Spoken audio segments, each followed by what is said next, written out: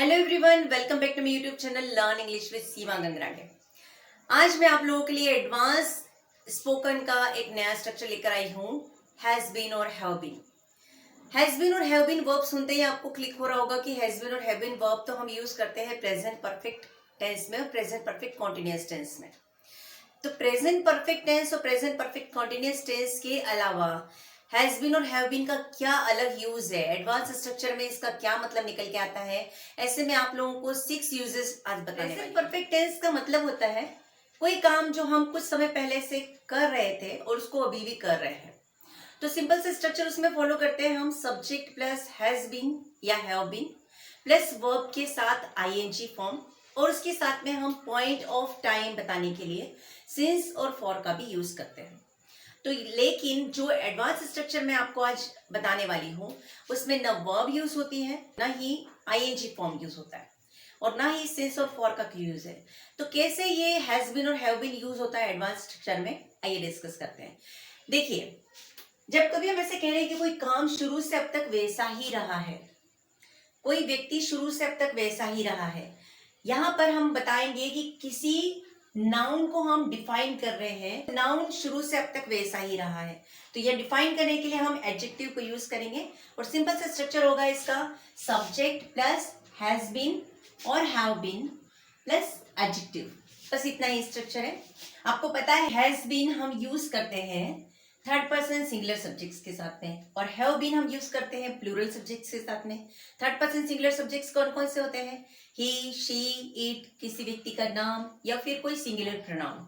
तो जब भी सिंगुलर प्रोनाउन थर्ड पर्सन का जिक्र होगा तो हम हैज बीन यूज करेंगे और आई, वी, यू, दे और कोई प्लूरल प्रोनाउन का जिक्र होगा तो हम हैव बीन यूज करेंगे और इसके अलावा कोई एक एडजेक्टिव जो उस नाउन को डिफाइन कर रहा हो। फॉर एग्जाम्पल, आप मेरे साथ हमेशा से विनम्र रहे हैं। इस सेंटेंस को बनाना हो तो कैसे बनाएंगे? देखिए, आप मेरे साथ हमेशा से विनम्र रहे हैं। आप, you have been polite to me. बस इतने में ही पूरे सेंटेंस का मतलब समझ में आ रहा है कि आप हमेशा से मेरे साथ विनम्र रहे हैं। You have been polite to me.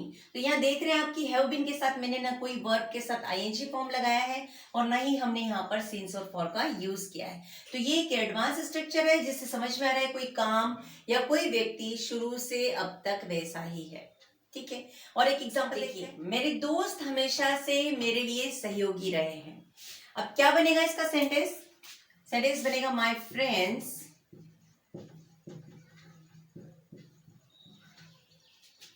have been helpful to me।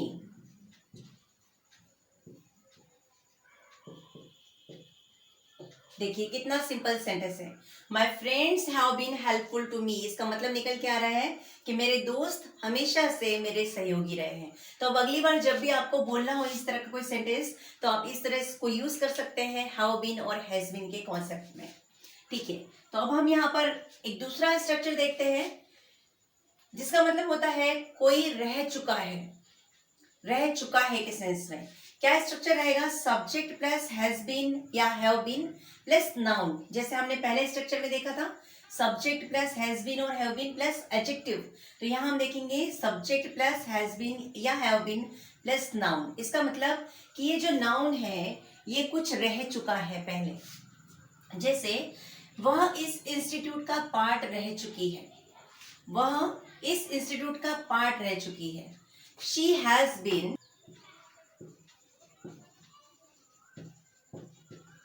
A part of this institute.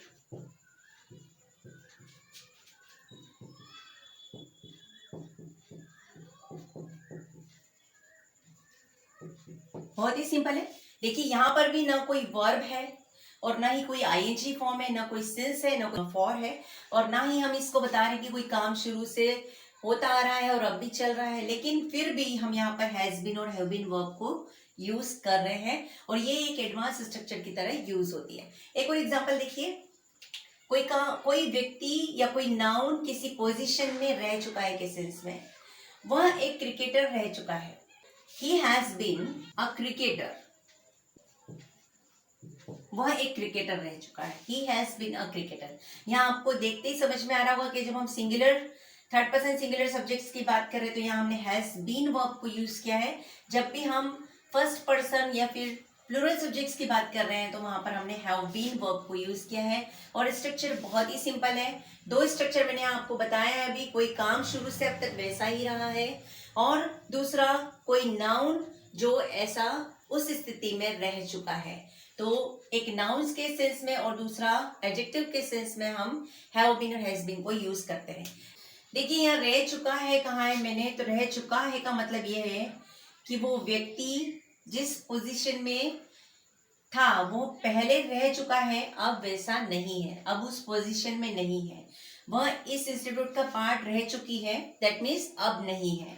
वह एक क्रिकेटर रह चुका है, मतलब अब नहीं है, पहले रह चुका है। तो इस सेंस में हम हैज बीन और हैव बीन को यूज करते हैं। आइए देखते हैं कुछ और स्ट्रक्चर। देखिए एडवांस स्ट्रक्चर में इसका एक और यूज है जब हम बात करते हैं कि मैं वहां होकर आ चुका हूँ, मैं लंदन होकर आ चुका हूँ, मैं बॉम्बे होकर आ चुका हूँ। क्या आप कभी बॉम्बे गए हैं? तो इस तरह के क्वेश्चन करते हैं तब भी इसी तरह के एडवांस स्ट्रक्चर का यूज होता है। सब्जेक्ट प्लस हैज बीन और हैव बीन प्लस लोकेशन। जिस लोकेशन की हम बात कर रहे हैं, जहां जाने की हमने बात की है, जहां होकर आ चुके हैं, उस लोकेशन का जिक्र करेंगे। इसके अलावा ना कोई वर्ब है, ना एडजेक्टिव है, ना नाउन है, और ना ही कोई आईएनजी फॉर्म है, ना सिंस और फॉर। लेकिन फिर भी हम यहाँ हैज और हैव बीन का यूज कर रहे हैं। और कैसे इसका मतलब निकल के आता है आइए देखते हैं। जैसे मैं आगरा जा चुका हूँ या आगरा होकर आ चुका हूँ। अगर आपको ऐसा कहना हो मैं आगरा होकर आ चुका हूँ या आगरा जा चुका हूँ, तो कहेंगे इसको I have been to Agra. Sometime लोग कहते हैं I have gone to Agra, ठीक है, I have gone to Agra, ये गलत है। कहने के लिए जब तक आपको स्ट्रक्चर नहीं पता है, एडवांस स्ट्रक्चर का नॉलेज नहीं, तब तक तो आप इस तरह से बोलते आएंगे, कोई दिक्कत नहीं। लेकिन जब आपको पता है कि सही स्ट्रक्चर ये होता है तो ये आपको समझना चाहिए ये गलत है। I have gone to Agra का मतलब होता है मैं आगरा जा चुका हूं, मैं वही हूं, वापस नहीं आया हूं। इसका मतलब हुआ कि आप आगरा में ही हैं। I have gone to Agra, मैं आगरा जा चुका हूं, वही हूं मैं। लेकिन आगरा होकर आ चुका हूं या एक बार आगरा जा चुका हूं, यह आपका मतलब है, तो आप कहेंगे I have been to Agra. बहुत ही सिंपल है, लेकिन नेक्स्ट टाइम आप ध्यान रखेंगे कि इस तरह की गलती ना हो। देखिए मैं इस शॉपिंग मॉल में कई बार जा चुका हूं, मैं इस शॉपिंग मॉल में कई बार जा चुका हूं। I have been to this shopping mall.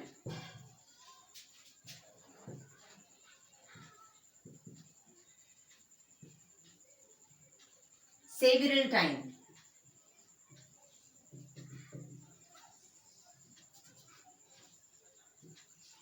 यानी मैं कई बार जा चुका हूं। I have been to this shopping mall several time. कई बार ये लोग यूज करते हैं I have gone to this shopping mall several time, so that is wrong. You should not use gone, ठीक है। अगर हम गॉन यूज करते हैं कहीं पर, इसका मतलब होता है आप वहीं पर जा चुके हो, वापस नहीं आए हो, ठीक है। तो जब हमें ऐसे कहना हो मैं वहां होकर आ चुका हूँ, कई बार जाकर आ चुका हूँ, तो उस सेंस में हम यूज करेंगे हैव बीन और has been plus location of particular, जहां आप जाकर आ चुके हैं। कई बार क्वेश्चन करना हो कि क्या कभी आप मुंबई गए हो, तो क्या क्वेश्चन कर सकते हैं, have you ever been, have you ever been to Mumbai.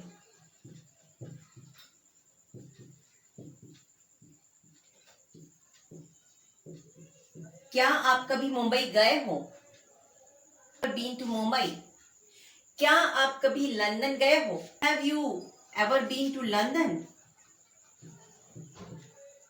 Next time जब भी आपको इस तरह से क्वेश्चन पूछने हो तो बहुत ही सिंपल सा स्ट्रक्चर है और बहुत आराम से हम इसको यूज कर सकते हैं। सब्जेक्ट प्लस हैज बीन और हैव बीन प्लस लोकेशन, ठीक है। और आपको आराम से समझ में आएगा कि मैं इस प्लेस पर जाकर आ चुका हूँ, होकर आ चुका हूँ। हम किसी से क्वेश्चन करेंगे उस समय में हम इसी तरह से क्वेश्चन बना सकते हैं, क्या आप कभी वहां गए हो, have you ever been there, have you ever been to there, like that.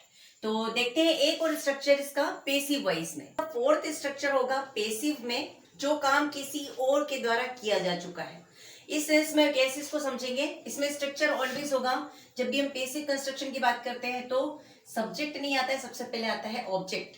तो यहाँ आएगा ऑब्जेक्ट प्लस हैज बीन और हैव बीन प्लस वर्ब की थर्ड फॉर्म। कभी भी पैसिव कंस्ट्रक्शन में वर्ब का थर्ड फॉर्म यूज होता है और उसके साथ में यूज होता है बाय प्लस सब्जेक्ट। अगर सब्जेक्ट की जरूरत है तो मेंशन करेंगे, अदरवाइज वो वैसे भी समझ में आ जाता है सेंटेंस। तो देखते हैं एग्जांपल से। जैसे क्लास 10th के स्टूडेंट्स को प्रमोट किया जा चुका है। अब ये किसने किया है, ये अंडरस्टूड है। क्लास 10th के स्टूडेंट को प्रमोट किया जा चुका है। अगर हम बताना चाहें कि सीबीएसई के द्वारा प्रमोट किया जा चुका है, सेंट्रल बोर्ड के द्वारा प्रमोट किया जा चुका है, तो हम उसको भी मेंशन कर सकते हैं, अदरवाइज इट इज अंडरस्टूड। तो कंस्ट्रक्शन बनेगा हमारा सेंटेंस का, class 10th students have been promoted. If I would like to write by CBSE, it is okay, otherwise it is understood. ये समझ अपने आप में अंडरस्टूड है। क्लास 10th के स्टूडेंट्स को प्रमोट किया जा चुका है। Class 10th students have been promoted. Okay, बहुत ही सिंपल सा स्ट्रक्चर है। पैसिव में आपको ऑलवेज ध्यान रखना है ऑब्जेक्ट के बाद हैव बीन और has been plus third form of the verb plus by and subject. एक और एग्जांपल देखिए, चोर को गिरफ्तार किया जा चुका है। चोर आपको पता है पुलिस के द्वारा ही गिरफ्तार होगा, तो चोर को गिरफ्तार किया जा चुका है किसके द्वारा, पुलिस के द्वारा। The thief has been arrested. सिर्फ इतना भी लिखते हैं तो आपका सेंटेंस समझ में आता है। The thief has been arrested, और आप लिख सकते हैं बाय पुलिस।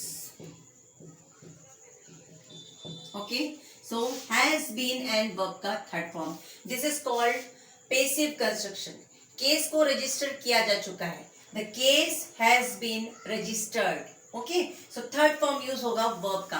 सो सिर्फ यही एक कंस्ट्रक्शन है एडवांस स्ट्रक्चर में जहां पर हम वर्ब को भी यूज कर रहे हैं, और वो भी पैसिव कंस्ट्रक्शन में हम वर्ब का थर्ड फॉर्म यूज करते हैं। और एक इसका कंस्ट्रक्शन है जो आप सभी को पता ही है, जो हम काम करते आ रहे हैं, प्रेजेंट सिचुएशन में कोई काम हम कंटिन्यू करते आ रहे हैं। जैसे मैं 2001 से अब तक पढ़ाता आ रहा हूँ, या मैं पढ़ाती आ रही हूँ, मतलब मैंने 2001 में पढ़ाना शुरू किया था लेकिन आज भी मैं पढ़ा रही हूँ। तो वो काम जो 2001 में किया वो कंप्लीट हो चुका है, लेकिन वही काम मैं अभी भी कर रही हूँ। तो यहाँ पर एक कंटिन्यूअस स्ट्रक्चर बनेगा, और ये हमारा प्रेजेंट परफेक्ट कॉन्टिन्यूअस टेंस का स्ट्रक्चर है। तो इसका स्ट्रक्चर होगा सब्जेक्ट प्लस हैज बीन और हैव बीन प्लस वर्ब के साथ आईएनजी फॉर्म, और उसके बाद सिंस या फिर फॉर। और आपको पता ही है, मैं अपनी एक वीडियो में बता चुकी हूँ आप लोगों को, जब मैंने आपको प्रेजेंट परफेक्ट कॉन्टिन्यूअस टेंस पढ़ाया था कि सिंस कहाँ लगाते हैं और फॉर कहाँ लगाते हैं। अगर आप लोगों ने वो वीडियो मेरा नहीं देखा हो तो यहाँ पर आई बटन में मैं उसका लिंक दे रही हूँ, आप उस वीडियो को जाकर जरूर से देख लीजिए। ऐसे मैंने एक सेपरेट वीडियो बनाया है सिंस और फॉर के लिए, कहाँ पर सिंस का यूज होता है कहाँ पर फॉर का, तो आप उस वीडियो को भी एक बार जरूर से देख लीजिए। तो यहाँ कंस्ट्रक्शन होगा सब्जेक्ट प्लस हैज बीन और हैव बीन प्लस वर्ब के साथ आईएनजी प्लस सिंस और फॉर, टाइम ऑफ एक्शन बताने के लिए। मैं 2001 से पढ़ाता आ रहा हूँ, I have been teaching since 2001। यहाँ मैं आप लोगों को क्लियर कर दूं, सिंस मैंने इसलिए लगाया है, जब भी हम पॉइंट ऑफ टाइम की बात करते हैं, हमने पर्टिकुलर टाइम बताया है 2001 से, तो पर्टिकुलर पॉइंट ऑफ टाइम की जब बात करते हैं तो वहां पर सिंस यूज होता है, और ड्यूरेशन ऑफ टाइम की बात करते हैं तो फॉर यूज करते हैं। तो ये थे हैज बीन और हैव बीन के कुछ एडवांस स्ट्रक्चर, और ऐसे ही यूजफुल वीडियोस में लेकर आती रहूंगी आप लोगों के लिए। तो जो लोग पहली बार मेरे चैनल पर आए हैं और इस चैनल को सब्सक्राइब नहीं किया है तो सब्सक्राइब कर दीजिए, और साइड में बेल आइकॉन है उसे भी प्रेस कर दीजिए, ताकि आने वाले यूजफुल वीडियोस की नोटिफिकेशन आपको सबसे पहले मिले। शेयर कर लीजिए इस वीडियो को अपने फ्रेंड्स के साथ। Thanks for watching.